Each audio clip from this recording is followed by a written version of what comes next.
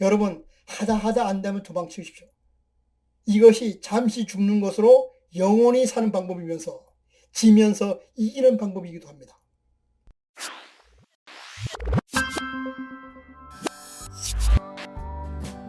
안녕하세요. 고전의 한수 엄태범 TV입니다. 오늘 고전의 한수는요, 하다 안 되면 도망쳐라, 이런 주제를 가지고 한번 말씀을 드려보겠습니다.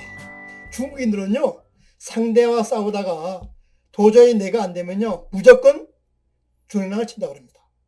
그리고 나중에 떼거지로 와서 보복을 한다고 합니다. 일본인들은요, 상대와 싸우다가 제대로 한번 맞으면요, 바로 항복한다고 합니다. 현실적으로 한 대만 맞고 끝난다는 뜻입니다. 그러나 배달의 민족 우리나라는요, 앞뒤 안 거리고 무조건 싸운다고 합니다. 그리고 실컷 얻어맞고서 이렇게 이야기한답니다. 너 죽을 줄 알아, 나중에 두고 봐. 이렇게 호기롭게 호통을 친다고 합니다.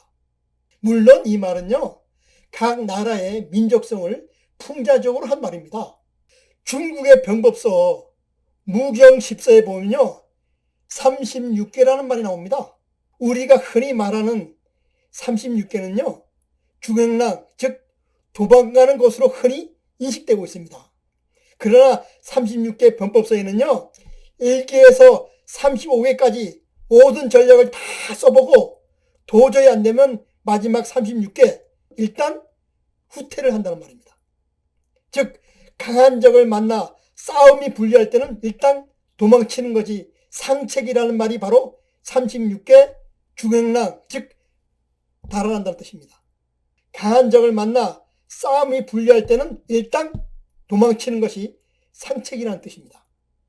병법서에서는요, 강한 적을 만났을 때 퇴각하여 다음 공격 기회를 엿보는 것은요, 허물이 되지 않는다 그랬습니다. 퇴각, 즉 도주는요, 병법에서 자주 쓰는 전략의 한 일환입니다. 손자 병법에도 병력이 13명 물러나고 승산이 없을 때는 싸우지 말라 그랬습니다. 사람이 죽으면 패배도 승리도 의미가 없기 때문입니다. 불리할 때 일단 퇴각하면요, 다시 싸울 기회가 있습니다. 이런 의미에서 용기 있게 후퇴할 줄 아는 사람이야말로 진정한 용기 있는 사람이라고 말씀드릴 수가 있습니다. 경찰이나 검찰의 수사를 받을 때 범죄 용의자들이 사용하는 1도, 2부, 300이라는 전략이 있습니다. 범죄자들이 경찰이나 검찰 수사에 대응하는 3개입니다. 여기에서는 손자병법의 36개와 달리 주생랑이 1개로 옵니다. 1개, 즉 일단 도망가라는 뜻입니다. 그 다음에 2개는요, 경찰이나 검찰에 불려가면 무조건 부인하라는 뜻입니다. 3단계 마지막으로 그래도 안 되면 백을 동원하라는 그런 말입니다. 물론 이 말은 경찰이나 검찰 수사를 비꼬는 농담처럼 들리지만 이처럼 실천하는 범죄자들이 의외로 많다는 겁니다. 요즘 신문이나 TV 매체를 통해서 유명인들이 극단적인 자살로 삶을 마감하는 뉴스를 접할 때가 많습니다. 참으로 안타까운 현실입니다. 마음의 상처를 입고 삶의 의미를 찾지 못할 때는요, 모든 것을 다 내려놓고 그 자리를 1차적으로 떠나면 됩니다. 즉 하다 안 되면 1차적으로 도망을 쳐야 합니다. 동물들은요, 크게 아프면 자신만의 은신처에서 상처를 핥으면서요, 몸이 원 상태로 돌아오기를 은신처에서 기다립니다. 시련에 빠진 사람한테 다 잘 될 거야, 이런 상투적인 말보다는요, 망하면 어때? 이런 말로 한번 위로해 보십시오. 어쩌면 이런 말이 더 위로가 될 수가 있습니다. 우리도 삶의 무게가 내 어깨를 짓누를 때는요, 일단 한 발자국 뒤로 물러나야 됩니다. 즉 극단적으로 자살이라는 선택을 하지 말아야 된다는 뜻입니다. 왜냐하면 인생은 축복이기 때문입니다. 앞으로 나가는 것은요, 용기의 문제이고 물러나는 것은 지혜의 문제랍니다. 앞으로 나가는 것은 용기만 있으면 되지만 물러나는 것은요, 여러 가지 복합적인 상황을 고려해서 물러나야 되기 때문에 오히려 물러나는 것이 더 어렵다 그럽니다. 2보 전진을 위한 1보 후퇴라는 말이 있습니다. 당장은 한 발 물러나는 것 같지만 나중에 결과적으로 이보를 전진한다는 말입니다.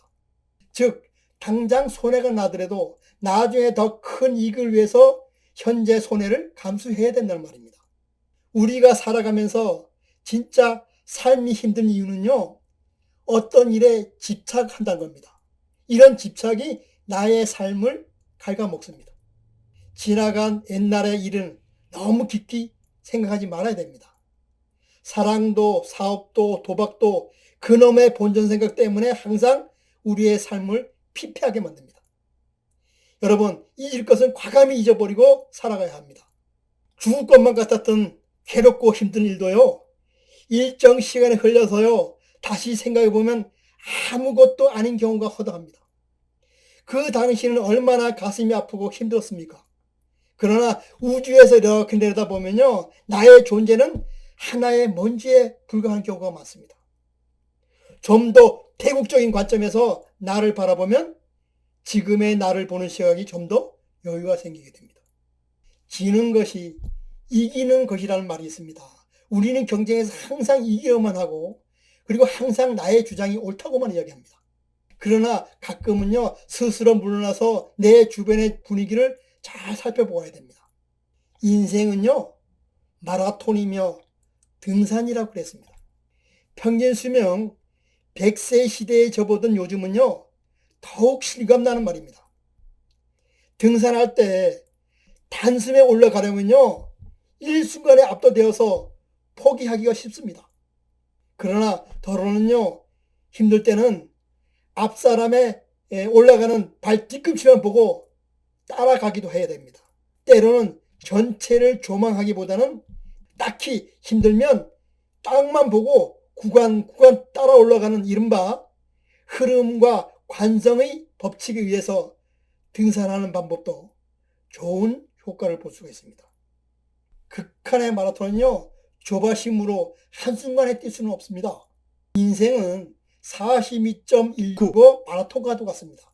100m 달리기를 하듯이 한순간에 뛰어가는 것은 아닙니다. 지금 그 사람이 앞서간다고 해서 승부가 난 것은 아닙니다. 그러니 기죽지 말고 지금 내가 할 수 있는 것을 꾸준히 하기만 하면 됩니다. 시간을 가지고 꾸준히 가다 보면요, 내가 앞서가는 레이스가 올지도 모릅니다. 이것이 인생이라고 생각합니다. 따라서 내가 한번 이겼다고, 내가 한번 졌다고 기죽지 말아야 됩니다. 오랜 시간 뛰어야만 하는 마라톤과 같은 인생은요, 완주만 해도 그 의미가 있다고 생각합니다. 여러분, 하다 안 되면 도망치십시오. 이것이 잠시 죽는 것으로 영원히 사는 방법이면서 지면서 이기는 방법이기도 합니다. 그럼 오늘 고전의 한수는요, 여기서 마치고 다음 시간에 다시 찾아뵙도록 하겠습니다.